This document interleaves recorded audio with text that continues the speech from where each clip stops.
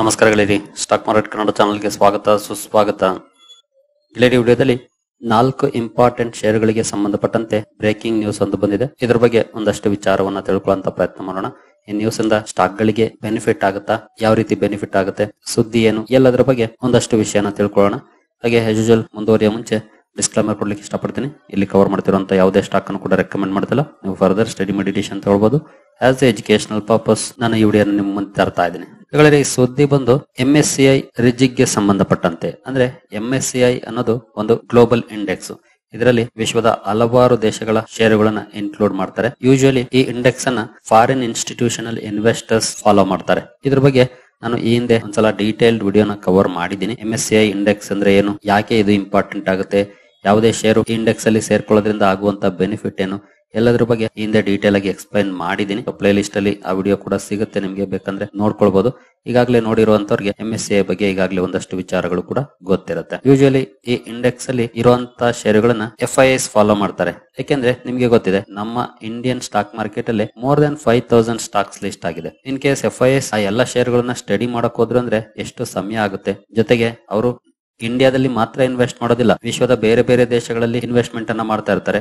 ಎಲ್ಲ ದೇಶಗಳಲ್ಲೂ ಕೂಡ ಸಾವಿರಾರು ಕಂಪನಿಗಳಿರ್ತವೆ. ಹಾಗಾಗಿ ಎಲ್ಲವನ್ನು ಕೂಡ ಸ್ಟಡಿ ಮಾಡೋಕ್ಕಾಗೋದಿಲ್ಲ. ಹಾಗಾಗಿ ಈ MSCI ಇಂಡೆಕ್ಸ್ ಅನ್ನ ಫಾಲೋ ಮಾಡ್ತಾರೆ.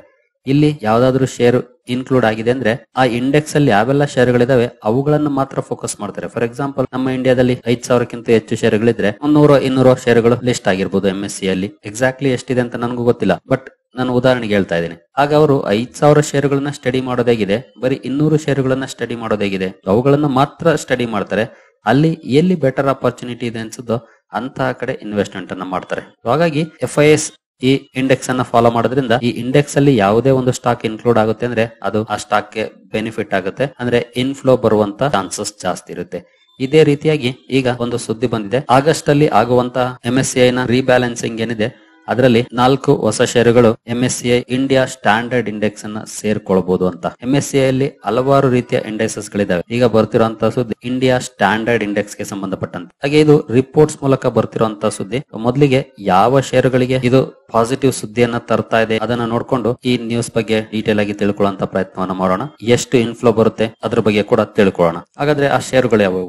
ಮೊದಲಿಗೆ ನೋಡೋದಾದ್ರೆ ಮಜಗಾವ್ ಡಾಕ್ ಶಿಪ್ ಬಿಲ್ಡರ್ಸ್ ತುಂಬಾನೇ ಫೋಕಸ್ ಅಲ್ಲಿರುವಂತಹ ಸ್ಟಾಕ್, ಸಾಲಿಡ್ ಪರ್ಫಾರ್ಮೆನ್ಸ್ ಅನ್ನ ಕೊಡ್ತಿರುವಂತಹ ಸ್ಟಾಕ್, ಜೊತೆಗೆ ಒಳ್ಳೆ ಕರೆಕ್ಷನ್ ಅನ್ನು ಕೂಡ ಕೊಡುತ್ತೆ, ನಂತರ ಒಳ್ಳೆ ಕಮ್ ಬ್ಯಾಕ್ ಅನ್ನು ಕೂಡ ಮಾಡುತ್ತೆ. ಆ ರೀತಿ ಪರ್ಫಾರ್ಮೆನ್ಸ್ ಅನ್ನ ಮಾಡ್ತಿರುವಂತಹ ಸ್ಟಾಕ್. ಮೊದಲನೇ stock Majhgaon dock ship builders. ಎರಡನೇ ಸ್ಟಾಕ್ ವಾರಿ ಎನರ್ಜೀಸ್. ಇತ್ತೀಚೆಗೆ ತಾನೇ ಮಾರ್ಕೆಟ್ಗೆ ಕಾಲಿಟ್ಟಿರುವಂತಹ ಕಂಪನಿ ವಾರಿ ಎನರ್ಜೀಸ್ ಇದೆ ಈ ಲಿಸ್ಟ್ ಅಲ್ಲಿ.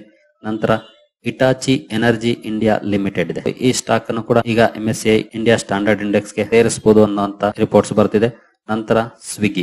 ಈ 4 ಷೇರುಗಳು, ಸ್ವಿಗ್ಗಿ ಕೂಡ ತುಂಬಾ ದಿನ ಏನಾಗಿಲ್ಲ ಮಾರ್ಕೆಟ್ ಗೆ ಬಂದು, ಇತ್ತೀಚೆಗೆ ಅದು ಕೂಡ ಬಂದಿರೋದು. ಈ 4 ಷೇರುಗಳನ್ನ MSCI ಇಂಡೆಕ್ಸ್ ಅಲ್ಲಿ ಸೇರಿಸಬಹುದು ಅನ್ನುವಂತ ಎಸ್ಟಿಮೇಷನ್ಸ್ ಅನ್ನ ಕೆಲವು ಬ್ರೋಕರೇಜಸ್ ಮಾಡ್ತಿದ್ದಾರೆ. ಅದರಲ್ಲಿ ಸ್ಪೆಸಿಫಿಕ್ ಆಗಿ ಯಾರು ಅಂತ ಕೂಡ ನೋಡಬಹುದು. MSCI August rejig. ಹಾಗೆ ಇದು ರಿಪೋರ್ಟ್ಸ್ ಮೂಲಕ ಬರ್ತಿರುವಂತಹ ಸುದ್ದಿ. MSCI ಇಂದ ಅಫಿಷಿಯಲ್ ಅನೌನ್ಸ್ಮೆಂಟ್ ಬಂದಿಲ್ಲ, ಅದ್ರ ಬಗ್ಗೆ ನೆನಪಿರ್ಲಿ. ನೋಡಬಹುದು, Swiggy, Mazagaon dock among 4 stocks likely to be added. Likely ಅಂತ ಇದೆ, ಅಂದ್ರೆ ಬಹುಶಃ ಈ ಷೇರುಗಳು ಆಡ್ ಆಗ್ಬಹುದು ಅಂತ. ಹಾಗಾದ್ರೆ ಇದರಿಂದ ಕಂಪನಿಗಳಿಗೆ ಏನು ಬೆನಿಫಿಟ್ ಅದನ್ನ ತಿಳ್ಕೊಳ್ಳೋದು ನಮ್ಗೆ ತುಂಬಾ ಇಂಪಾರ್ಟೆಂಟ್. ಯಾಕಂದ್ರೆ 100 ಷೇರುಗಳು ಬರ್ತಿರ್ತವೆ ಹೋಗ್ತಿರ್ತವೆ. ಹಾಗಾಗಿ ಈ ಕಂಪನಿಗಳಿಗೆ ಆಗುವಂತ ಲಾಭ ಏನು ಅದನ್ನ ನೋಡಬಹುದು. MSCI August 2025 ರಿಜಿಗ್ could see as many as 4 inclusions with an estimated inflow of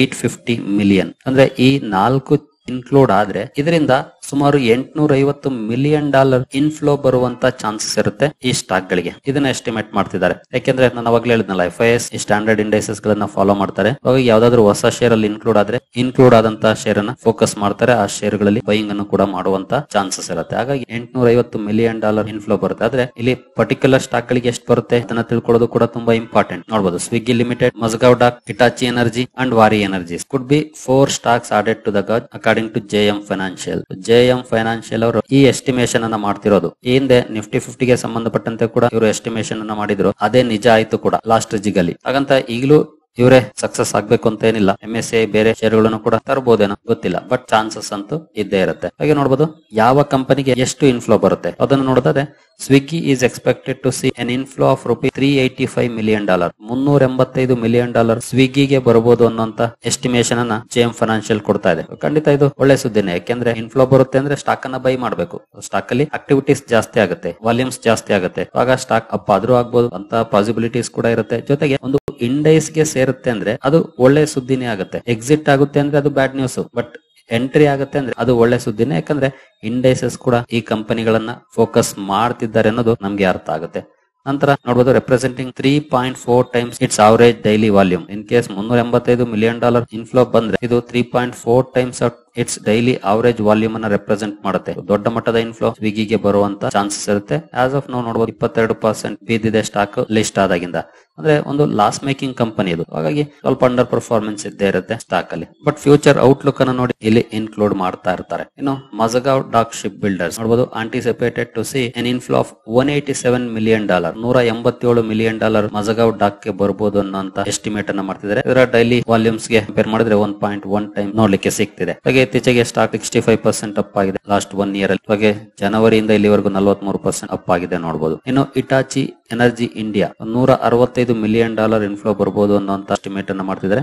ಜೊತೆಗೆ ಇದು ಕೂಡ ನೋಡಬಹುದು 4.4 ಟೈಮ್ಸ್ ಆಫ್ ಇಟ್ಸ್ ADV ಅಂದ್ರೆ ಅವರೇಜ್ ಡೈಲಿ ವಾಲ್ಯೂಮ್ಸ್. ಹಾಗೆ ಸ್ಟಾಕ್ ಲಾಸ್ಟ್ 1 year ಅಲ್ಲಿ 60% ಅಪ್ ಆಗಿದೆ. ಹಾಗೆ ಇಯರ್ ಟು ಡೇಟ್ ಅಂದ್ರೆ ಜನವರಿ 1st ಇಂದ ಇಲ್ಲಿವರೆಗೂ 23% ಅಪ್ ಆಗಿದೆ. ಇನ್ನು ವಾರಿ ಎನರ್ಜೀಸ್ ಲಿಮಿಟೆಡ್ ನೋಡೋದಾದ್ರೆ ನೋಡಬಹುದು inflow of $132 million, $132 million inflow ಬರಬಹುದು ಅನ್ನೋ ಎಸ್ಟಿಮೇಟ್ ಅನ್ನ ವಾರಿ ಎನರ್ಜೀಸ್ ಅಲ್ಲಿ ಕೊಡ್ತಿದ್ದಾರೆ. ಹಾಗೆ 2 ಟೈಮ್ಸ್ ಆಫ್ ಇಟ್ಸ್ ADV. ಹಾಗೆ ಕಂಪನಿ ಲಾಸ್ಟ್ 1 year ಅಲ್ಲಿ 21% ನಿಯರ್ಲಿ ಅಪ್ ಆಗಿದೆ. ಹಾಗೆ ಜನವರಿಯಿಂದ ಇಲ್ಲಿವರೆಗೂ ಕ್ಯಾಲ್ಕುಲೇಟ್ ಮಾಡಿದ್ರೆ 1% ಡೌನ್ ಇದೆ, ಅಂದ್ರೆ ಫ್ಲಾಟ್ ಪರ್ಫಾರ್ಮೆನ್ಸ್ ಇದೆ ಇಯರ್ ಟು ಡೇಟ್. ನೀವು ಇಲ್ಲೇ ನೋಡಬಹುದು MSCI index rebalancing plays a key role in determining passive fund flows into Indian equities. Passive funds ಏನಿದೆ ಅವುಗಳು ಡೈವರ್ಟ್ ಆಗ್ತವೆ ಇನ್ಕ್ಲೂಡ್ ಆದಂತಹ ಶೇರುಗಳಿಗೆ, ಅದೊಂದು ಅಡ್ವಾಂಟೇಜ್ ಇರುತ್ತೆ ಈ ಕಂಪನೀಸ್ಗೆ. ಹಾಗೆ ಮುಂದುವರೆದು ನೋಡಬಹುದು as changes in the index influence foreign portfolio investors allocation impacting liquidity and stock valuations. ನಾನು ಬಿಗಿನಿಂಗ್ ಅಲ್ಲಿ ಹೇಳಿದೆ ಫಾರಿನ್ ಪೋರ್ಟ್ಫೋಲಿಯೋ ಇನ್ವೆಸ್ಟರ್ಸ್ ಅಥವಾ FIIs ಈ ಕಡೆ ಫೋಕಸ್ ಮಾಡ್ತಾರೆ, ಅವುಗಳನ್ನ ಸ್ಟಡಿ ಮಾಡ್ತಾರೆ, ಅಲ್ಲಿ ಲಿಕ್ವಿಡಿಟಿ ಜಾಸ್ತಿ ಆಗುವಂತ ಚಾನ್ಸಸ್ ಇರುತ್ತೆ ಅಂತ ಅದೇ ಇಲ್ಲಿ ಮೆನ್ಷನ್ ಮಾಡಿದ್ದಾರೆ ನೋಡಬಹುದು. ಇದು ಸ್ಟಾಕ್ ನ ವ್ಯಾಲ್ಯೂಯೇಷನ್ಸ್ ಅನ್ನು ಕೂಡ ಅಪ್ ಗೆ ತಗೊಂಡೋಗುತ್ತೆ ಇನ್ಫ್ಲೋ ಬಂದಾಗ.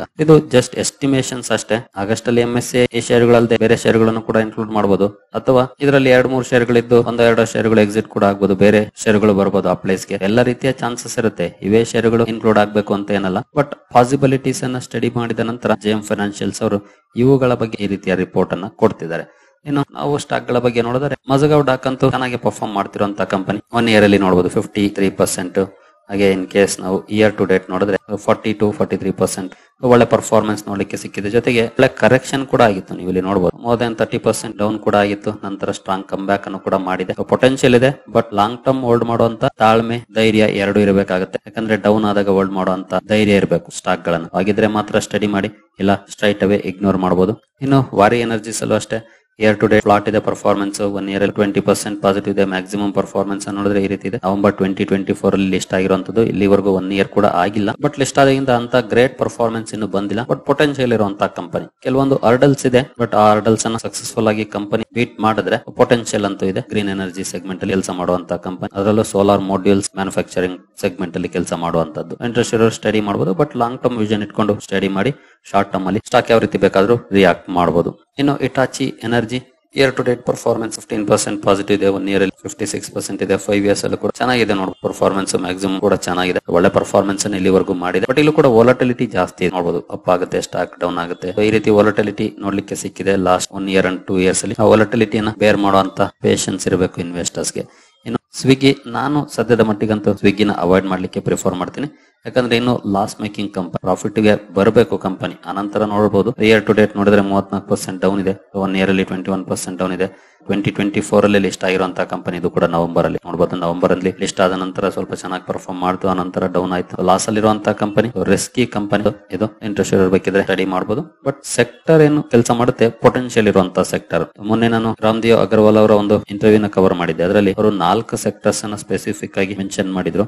ಅದರಲ್ಲಿ ಈ ಕ್ವಿಕ್ ಕಾಮರ್ಸ್ ಕೂಡ ಒಂದು. ಸ್ವಿಗ್ಗಿ ಕೂಡ ಕ್ವಿಕ್ ಕಾಮರ್ಸ್ ಅಲ್ಲಿ ಕೆಲಸ ಮಾಡುತ್ತೆ. ಹಾಗಾಗಿ ಲಾಂಗ್ ಟರ್ಮ್ ವಿಷನ್ ಇದ್ರೆ ಸ್ಟಡಿ ಮಾಡಿ. ಬಟ್ ಸದ್ಯದ ಮಟ್ಟಿಗಂತೂ ಲಾಸ್ ಅಲ್ಲಿದೆ. ಆ ಪ್ರಾಕ್ಟಿಕಲ್ ವಿಷಯ ನಿಮ್ಗೆ ಗೊತ್ತಿರಬೇಕು, ನೆನಪಿರಬೇಕು. ಅದನ್ನ ನೆನಪಲ್ಲಿ ಇಟ್ಕೊಂಡೆ ಡಿಸಿಷನ್ ತಗೊಳ್ಬೇಕಾಗುತ್ತೆ. ಒಟ್ಟಿನಲ್ಲಿ ಬಂದಿರುವಂತಹ ಸುದ್ದಿ ಅಂತೂ ಸ್ಟಾಕ್ ಗಳಿಗೆ ಪಾಸಿಟಿವ್. ಬಟ್ ಇದು ರಿಪೋರ್ಟ್ಸ್ ಮೂಲಕ ಬಂದಿದೆ ಅಷ್ಟೇ. MSCI ಇಂದ ಅಫಿಷಿಯಲ್ ಅನೌನ್ಸ್ಮೆಂಟ್ ಬಂದಾಗ ಗೊತ್ತಾಗುತ್ತೆ. ಬಟ್ ಯೂಶುವಲಿ ಸ್ಟಾಕ್ ಗಳು ಈ ರೀತಿ ರಿಪೋರ್ಟ್ಸ್ ಮೂಲಕ ಸುದ್ದಿಗಳು ಬಂದಾಗಲೇ ರಿಯಾಕ್ಷನ್ ಮಾಡ್ತವೆ. ಅಫಿಷಿಯಲ್ ಅನೌನ್ಸ್ಮೆಂಟ್ ಬಂದಾಗ ಕೆಲವು ಸಲ ರಿಯಾಕ್ಷನ್ ಇರೋದಿಲ್ಲ. ಬಟ್ ನೋಡೋಣ, ನಾಳೆ ಸ್ಟಾಕ್ ಗಳನ್ನ ಅಬ್ಸರ್ವ್ ಮಾಡಿ ಈ ಸುದ್ದಿ ಬಂದ ಮೇಲೆ ಏನಾದ್ರು ರಿಯಾಕ್ಷನ್ ಬರುತ್ತಂತ. ರಿಯಾಕ್ಷನ್ ಬರ್ಲಿ ಬರದೇ ಇರ್ಲಿ, ಫೋಕಸ್ ಅಲ್ಲಿ ಇಟ್ಟಿರಿ. ಆಗಸ್ಟ್ ಅಲ್ಲಿ ಗೊತ್ತಾಗುತ್ತೆ ಯಾವ ಸ್ಟಾಕ್ ಆಡ್ ಆಗುತ್ತೆ ಅಂತ. ಸರಿ ಗೆಳೆಯರಿ, ಈ ವಿಡಿಯೋ ನಿಮ್ಗೆ ಇಷ್ಟ ಆಗಿದೆ ಅನ್ಕೊಳ್ತೀನಿ. ಮುಂದಿನ ವಿಡಿಯೋದಲ್ಲಿ ಸಿಗೋಣ. ಅಲ್ಲಿವರೆಗೂ ಜೈ ಹಿಂದ್, ಜೈ ಕರ್ನಾಟಕ.